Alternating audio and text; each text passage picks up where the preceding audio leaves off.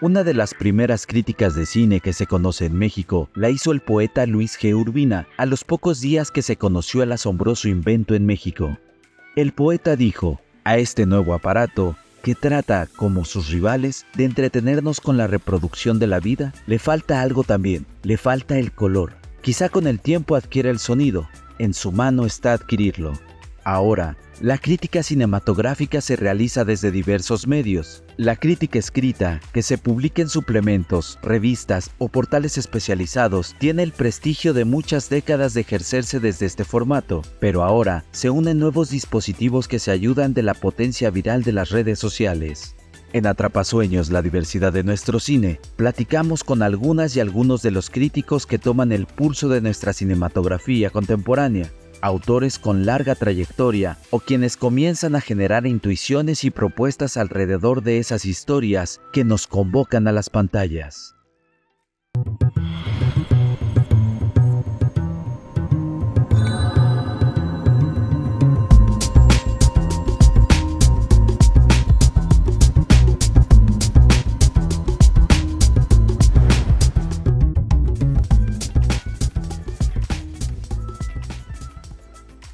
La crítica de cine es un ejercicio de periodismo, de promoción, de investigación académica, una indagación literaria.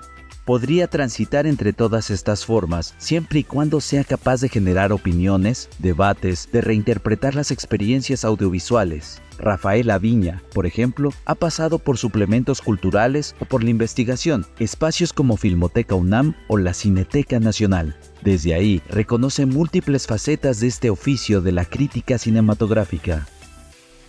Y mira, yo creo que tienes toda la razón y también yo creo que eso es algo que se agradece.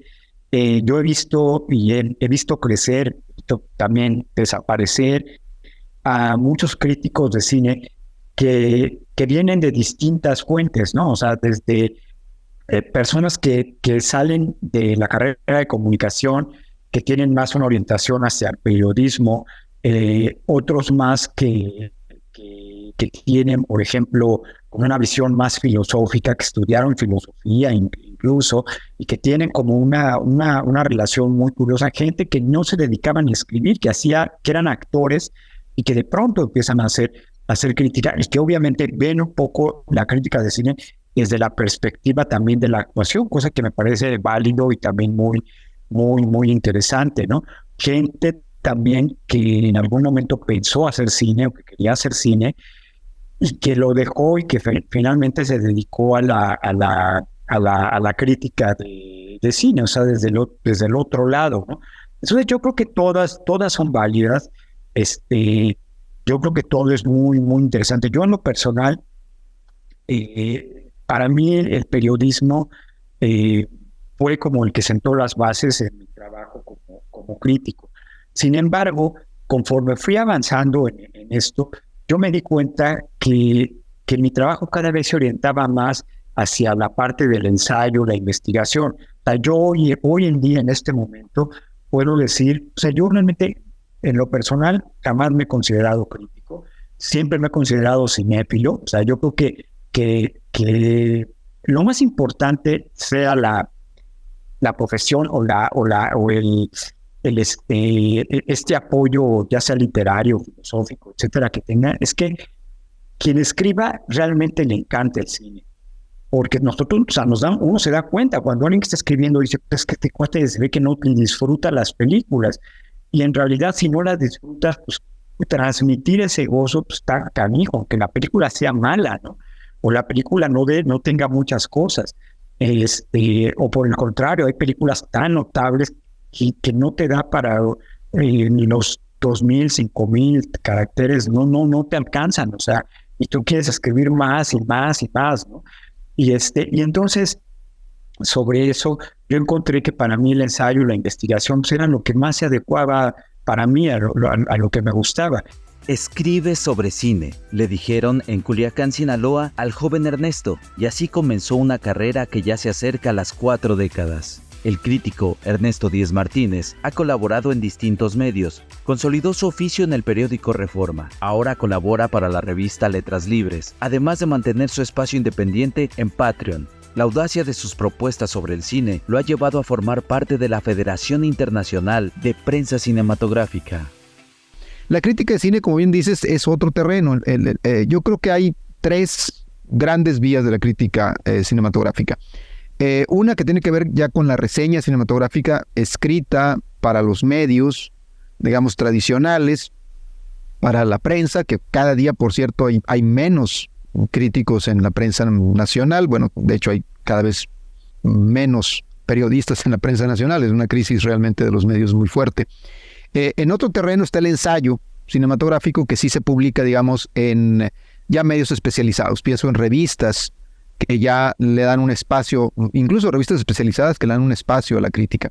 Y está el otro terreno, digamos, de la crítica académica, que ya es más que nada, pues para, digamos, en revistas indexadas, en revistas ya especializadas, digamos, en el área de la comunicación o de los estudios cinematográficos. Entonces, en general, creo yo, si aceptamos este último, la crítica más bien se circunscribe a estos dos primeros, es decir, a la reseña cinematográfica, que es este texto más o menos breve de, no sé, de 2, 3 cuartillas, 4 cuartillas, cuando mucho, en el que se está centrando generalmente el interés del crítico en los estrenos en cartelera o ahora en las plataformas de streaming. Y el otro, el ensayo cinematográfico, que tiende a ser un poquito más, digamos, más extenso, no solamente en cuanto a al número de cuartillas, sino también a la profundidad, ¿no? Entonces ahí a lo mejor hay temas un poquito más amplios que el crítico puede evidentemente abordar. Y también hay otro elemento que también tú lo mencionaste ahorita en la pregunta.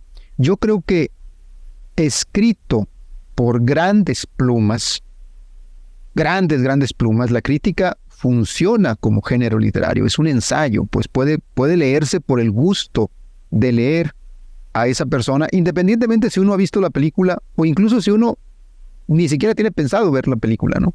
Y doy algunos ejemplos. O sea, Graham Greene fue periodista, bueno, fue crítico de cine, Graham Greene, el escritor británico. Guillermo Cabrera Infante, que creo yo que es el más, para mí en lo particular, es la pluma en español más extraordinaria que haya escrito o que se haya dedicado a escribir sobre cine. Era también crítico de cine. En Cuba durante muchos años fue crítico de cine y luego escribió además libros enteros sobre cine.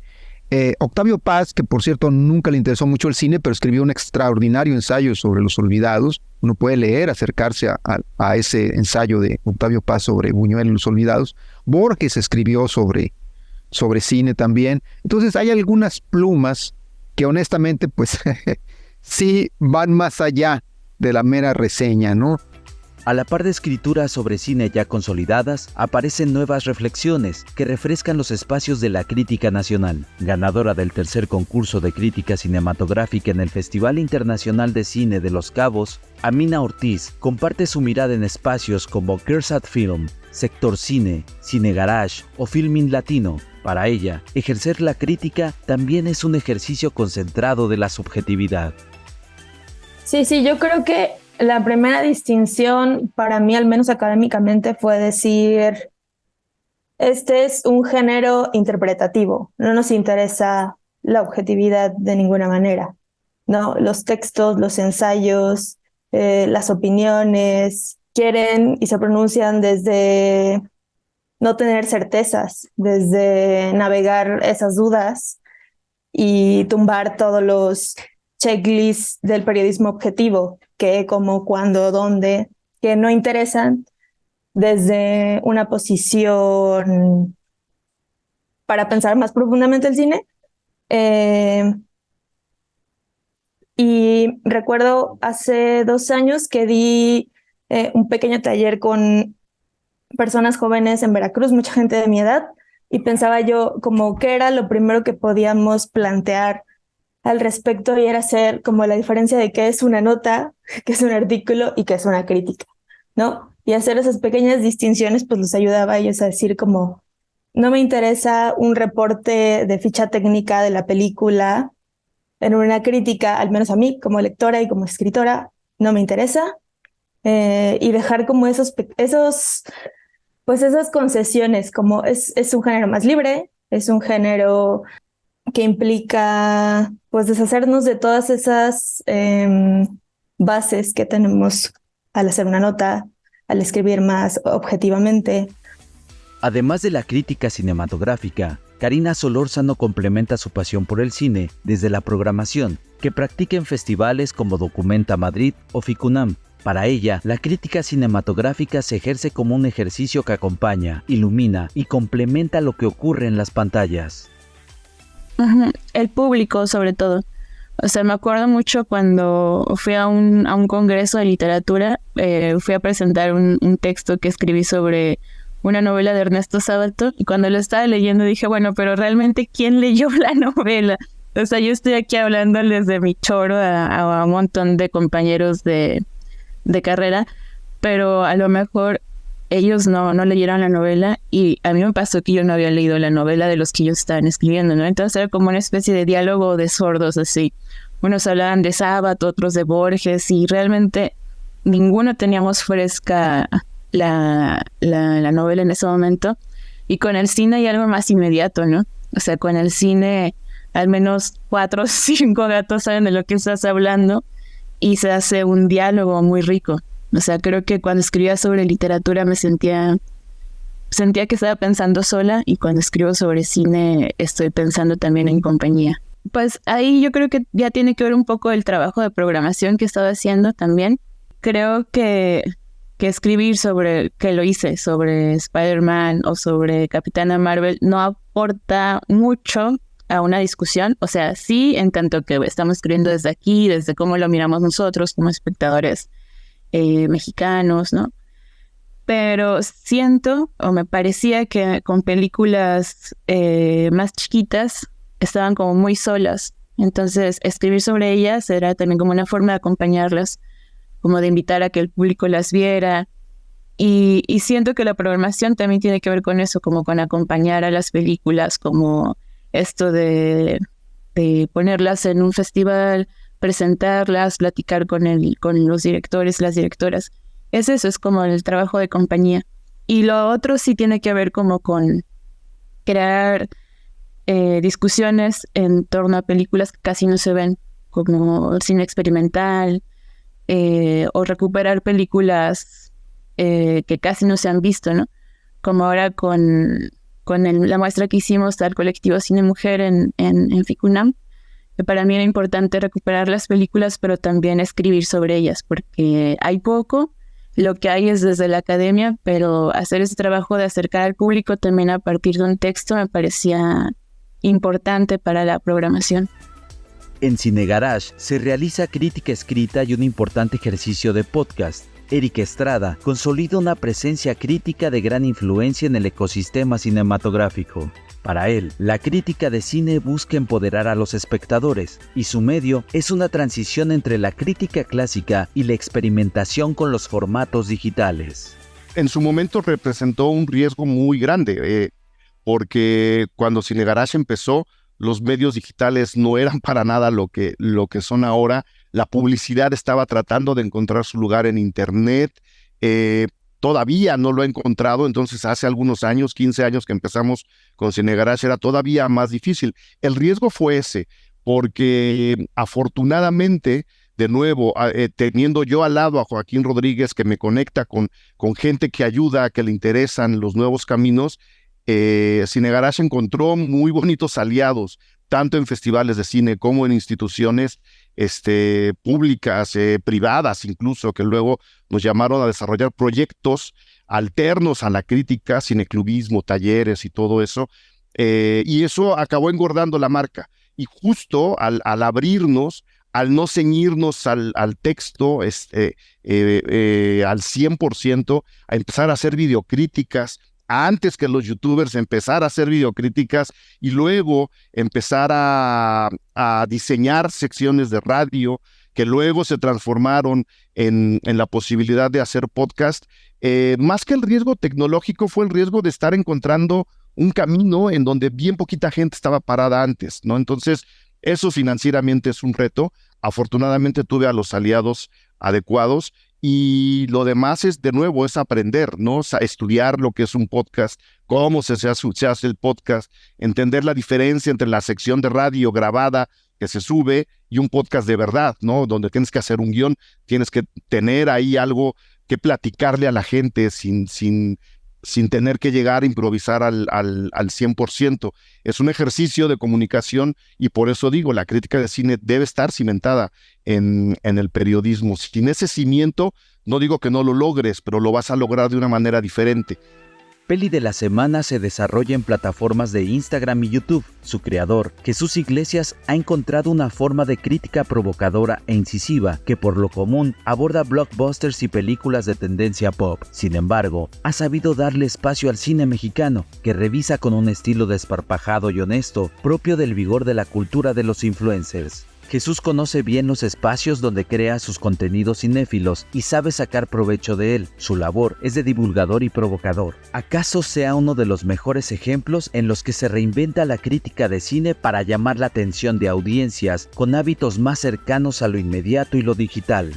El verdadero oficio de la crítica, siento yo, pasa realmente por una reflexión que no viene atravesada por un video de 1 minuto, ¿no? Digamos, siento yo que el verdadero oficio del crítico es algo mucho más profundo, es una cosa que viene mucho más ligada a la disciplina del ensayo, mucho más ligada no solamente a la reseña burda de decirte vi esto y le doy 4 estrellitas o le doy 3.5, que a final de cuentas eso no significa nada. Entonces siento yo que, bueno, esa es la labor del crítico. Ahora, un poco la gran complejidad o el gran reto que tienen ahora los críticos verdaderamente académicos y verdaderamente duros y de investigación y que hacen cosas que siento yo que son muy valiosas, pues es encontrar al público, ¿no? Y el gran problema de todo esto es, digamos, esa intersección o esa búsqueda, por un lado, de conectar con el público y al mismo tiempo tratar de educar a ese público para invitarlo a conocer cosas que no sea, digamos, la media o la norma, pues de lo que te encuentras absolutamente todo el tiempo en redes sociales, ¿no? El tema de conversación, que si la sirenita, que si Avatar, que si la chingada. Entonces, siento que sí hay un problema fuerte, por un lado, en la creación de público en México. Tampoco me queda muy claro que esto sea solo un problema de México. Yo más bien pensaría que no. Yo pienso que es un problema global. Pero sí, el oficio del crítico se ha visto muy desprotegido precisamente por estas nuevas tecnologías y por el frenetismo que tenemos de consumir cosas. La gente quiere aprender cosas en 2 minutos. Si te tardas más de 2 minutos en enseñarles algo, ya no van a estar ahí, ¿no? Entonces está muy cañón como tratar de empaquetar algo de valía en 2 minutos, ¿no? Ese es el reto, pienso yo ahora. Para mí, al menos, hay mucha gente que, bueno, evidentemente, si tú vas con Bordwell y dices, oye, hazme una crítica, que yo te lea en 2 minutos y me cuentes algo fantástico, pues te va a decir, estás mal, ¿no? Te doy este libro de 150 páginas, léelo, ¿no? Pero, digamos, sí hay como este reto muy interesante de la crítica actual y siento yo que los críticos, de alguna forma, no han sabido cómo resolverlo.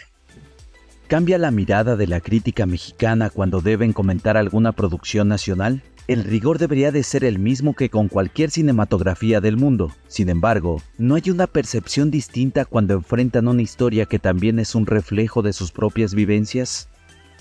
Fui el fin de semana a ver una película de Mizoguchi en la Cineteca y pensé en eso. O sea, como había estado viendo antes mucho cine mexicano de los 70s, pensé en por qué debería yo ver con condescendencia a, no sé, a Carlos Enrique Taboada y no a Mizoguchi o a John Ford, ¿no? O sea, pensé que una película de Mizoguchi es absolutamente perfecta, sí, en su puesta en escena, en el tratamiento de sus personajes, pero que sería una labor de deshonestidad intelectual ver a Carlos Enrique Taboada con eso, con condescendencia, si es que él no es un Mizoguchi o un Ford, ¿no? Yo creo que ahí el problema es pensar en la teoría de los autores para estudiar cine, ¿no? O sea, ¿por qué tenemos que ver a estos grandes directores, figuras autorales y tratar de trasladar eso para pensar nuestro cine? Yo creo que podemos pensar nuestro cine a través de otras cosas que no son esas categorías de la autoría y la genialidad. porque para empezar nuestros sistemas de producciones fueron muy distintos. O sea, estaba el director, autor, como, no sé, Emilio el Indio Fernández, pero estaba una figura como Gabriel Figueroa, estaba todo el sistema de actores, ¿no? Entonces creo que el trabajo es desarrollar nuestras propias categorías de crítica y aplicarlas a nuestro cine y no usar otras que a lo mejor no encajan. Pero lo que sí también, o sea, a la par de eso, o sea, yo cuando me acerco al cine mexicano, lo hago también como desde lo afectivo, desde haber crecido con mi familia viendo películas de Pedro Infante y todo eso. Y eso como que pone en paréntesis el juicio crítico, así como, ¿cómo voy a mirar yo como crítica a Pedro Infante si es tan querido para mí y para mi abuelita? Entonces, también es un reto a la hora de pensarlas. Yo con las películas mexicanas, o sea, no para nada era condescendiente, al contrario. O sea, no es que tratara de ser más duro, pero trataba de meterme en lo más que se pudiera. ¿Por qué? Porque decías que finalmente estas son las películas que es nuestra historia, o sea, es parte de nuestra cultura. Estas películas tienen que tener una trascendencia y de hecho la tienen. O sea, yo creo que igual tiene trascendencia una película como Tres rancheros muy picudos que Los Olvidados, que Sin señas particulares o una película de policías de Ruiz Palacios. ¿Por qué? Porque todas son únicas e irrepetibles. O sea, no se pueden volver a hacer. O sea, aunque uno haga una nueva versión, o sea, no es lo mismo. Entonces, como son películas únicas, obedecen a un contexto determinado. Claro que hay películas que tienen, o sea, esa fuerza o esa potencia o esa pulsión como Los Olvidados, que se hizo en 1950, que molestó en su momento al régimen alemanista y que hoy en día sigue siendo, creo, la película más importante del cine mexicano, la más actual y la más temporal.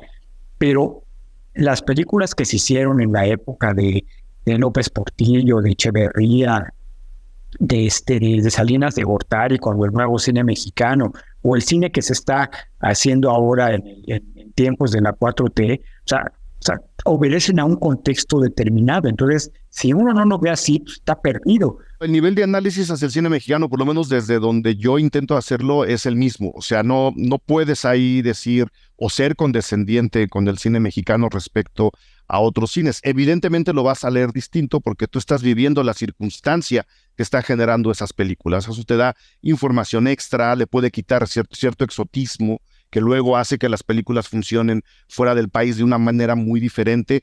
Esa es la única ventaja y la única diferencia que yo procuro tener y es inevitable a la hora de escribir o de entender al cine mexicano, que yo estoy viviendo la circunstancia que genera esas películas. Pero creo que no podemos ser condescendientes, y eso de nuevo nos lleva a no tratar de decir si el cine mexicano es bueno o malo. Evidentemente es bueno, eso creo que ya está completamente fuera de discusión.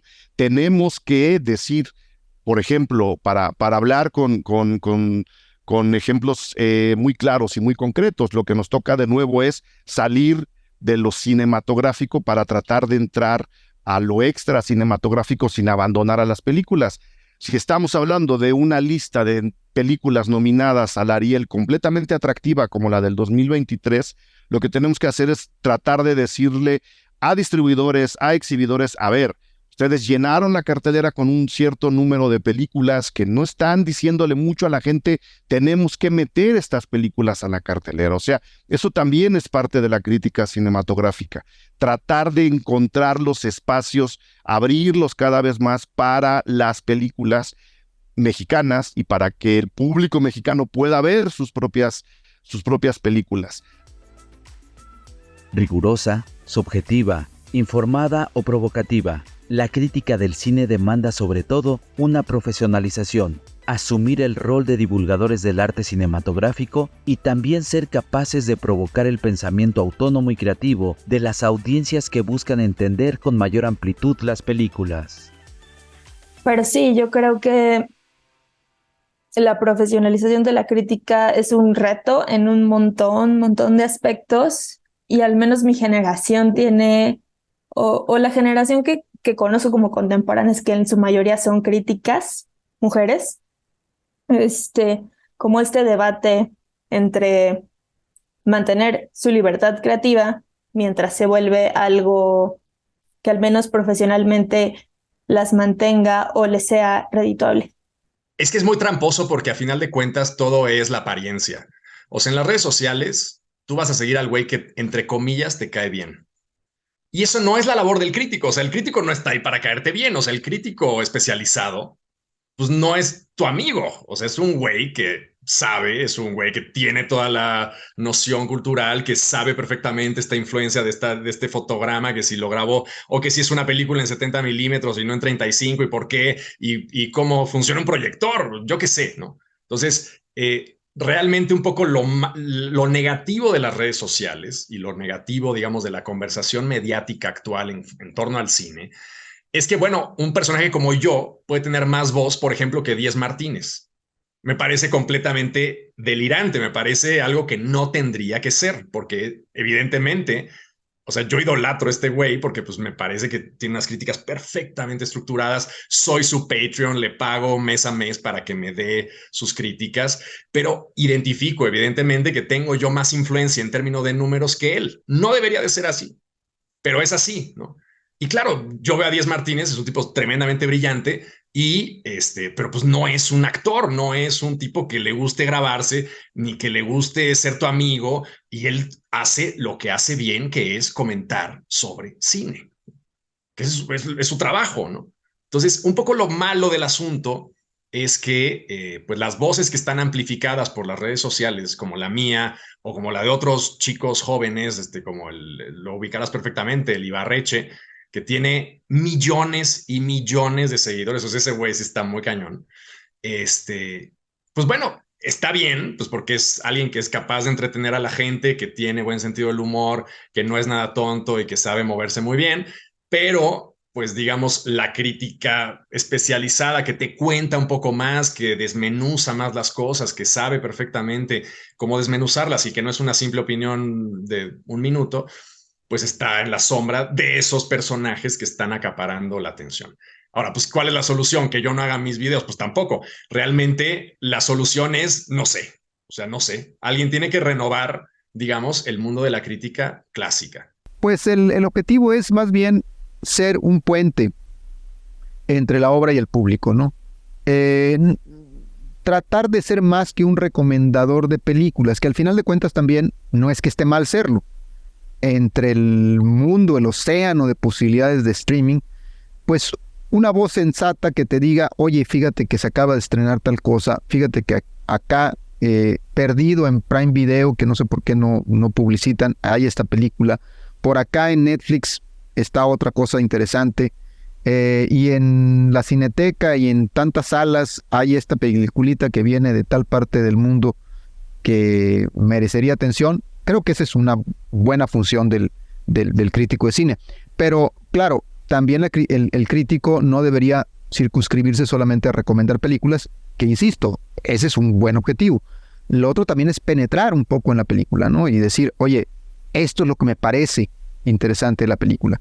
No tanto para empujar al espectador a verla solamente porque lo dice él, sino porque en esa análisis le puedes revelar al posible espectador algo que te parece interesante, algo que te parece discutido y discutible. Y ahí creo que está el valor de la crítica de cine, ¿no? No solamente en recomendar, ¿no? Esa película que por ahí está a lo mejor perdida, sino en revelar otras lecturas, incluso en descubrir clásicos, incluso en una reseña uno puede decir, hombre, esta película está conectada con tal otra cinta, y el lector curioso decir, ah, caray, no sabía esto, voy a buscar aquella otra cinta, y de repente esa búsqueda le abre otros caminos al lector, y empieza entonces la aventura de la cinefilia, ¿no? Al lado de la pantalla, rodeados de audiencias expectantes o curiosas, las personas que ejercen la crítica de cine aportan su sensibilidad, su inteligencia, su rigor intelectual para expandir o proponer nuevas miradas a las audiencias. Ya sea publicada en la prensa tradicional o en las plataformas digitales, sea que forme parte del ámbito académico de las culturas pop más transgresoras, la crítica de cine es una aliada inseparable del complejo universo cinematográfico. Son formas rigurosas, informadas, pero también creativas y provocadoras de mirar, repensar y proponer a las audiencias diálogos inéditos sobre las historias de las pantallas.